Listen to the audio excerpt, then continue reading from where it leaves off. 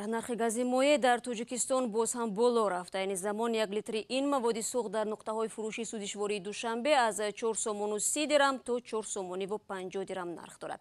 Аммо дар минтақаҳо қимати он то ба 5 сомони дака мехӯрад. ҷаиши якбораи нархи ин судишворӣ ки таи ҳафтаи охир қариби 1 сомони боло рафт сокинонро нигарон карда, зеро он ба қимати дигар молу хадамот ҳам таъсир мерасонад. барои тавсири ин мавзӯъ ҳамкорам Абдулло Ашуровро даъват кардам. Абдулло, 2 рӯзи пеш масъулони хадамоти зиддинисонӣ гуфта буданд ки пай омӯзиши сабабҳои болоравии нархи сӯзишворӣ ҳастанд. оё ин хадамот билохира сабаби қиматшавиро муайян кард? салом Шаҳло.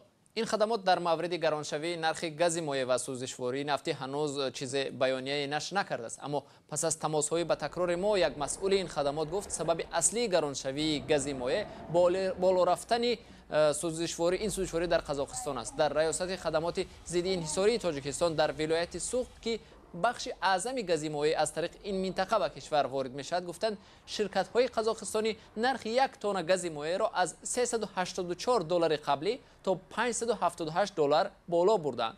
ба гуфтаи масъулони ин хадамот бештари гази моеъ ба Тоҷикистон маҳз аз Қазоқистон ворид мешавад. ин масъули хадамоти зидди инҳисории Тоҷикистон гуфт бинобар зуд тағйир ёфтани гази моеъ ширкатҳои Тоҷикистон ҳам аз эҳтиёт кор гирифта воридоти онро коҳиш доданд. камчин шудани гази моеъ албатта боз ҳам боиси боло рафтани нархи он мешавад. хуб, мақомот доим ҳангоми болоравии нарх омили хориҷиро пеш меоранд. ширкатҳои воридкунандаи гази моеъ дар болоравии он чӣ нақши доранд, Абдулло? бале Шаҳло, айни чунин назарҳоро коршиносон ва фаъолони ҷомеаи шаҳрвандӣ низ баён мекунанд. ҳарчанд хадамоти зидди инҳисорӣ мегӯяд дар бозори гази моеъ рақобат вуҷуд дорад. аммо коршиносон бар инанд амалан дар бозор танҳо 2 ширкат фаъол ҳастанд. рақобати озод дар бозорҳои таъминкунандаи сӯзишворӣ дар Тоҷикистон нест. яъне чанд ширкатое ки дар Душанбе ҳастанд, ино ба ҳасби монополист ҳастанд. аслан 2 бозингари асосӣ аст дар бозорҳои масалан Душанберо гирем, Газпромнефт ва Газпроми Тоҷикистон ва Фароз. ман миёни инҳо рақобатро намебинам, гӯё фарзандони ҳақ падар бошанд. миёни инҳо рақобат нест. ино дар маслиҳат шояд дар маслиҳат бозорро ба ҳам тақсим карданд. аммо Абдулло, то чӣ ҳад боло рафтани нархи газ аллакай рӯи зиндагии мардум таъсир гузоштааст?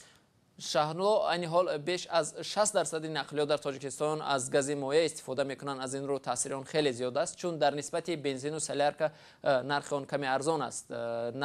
чун нархи он боло рафт, аллакай қимати таксиҳои масалан 3 сомона дар Душанбе аз 4 то 5 сомонӣ гарон шуданд. ҳамин тавр нархи таксиҳо ба минтақаҳои кишвар аз ҷумла ба самти Кӯлоб, Рашт аз 30-35 сомонӣ қаблӣ то ба 45-50 сомонӣ боло рафтааст. чун нархи нақлиёт гарон шуд, албатта таъсири он ба нархи маводи хӯрокворӣ низ мерасад, чун молу маҳсулоти ғизоӣ ҳам тавассути нақлиёт то ба бозорҳо омада мерасад. ташаккур Абдулло барои суҳбат.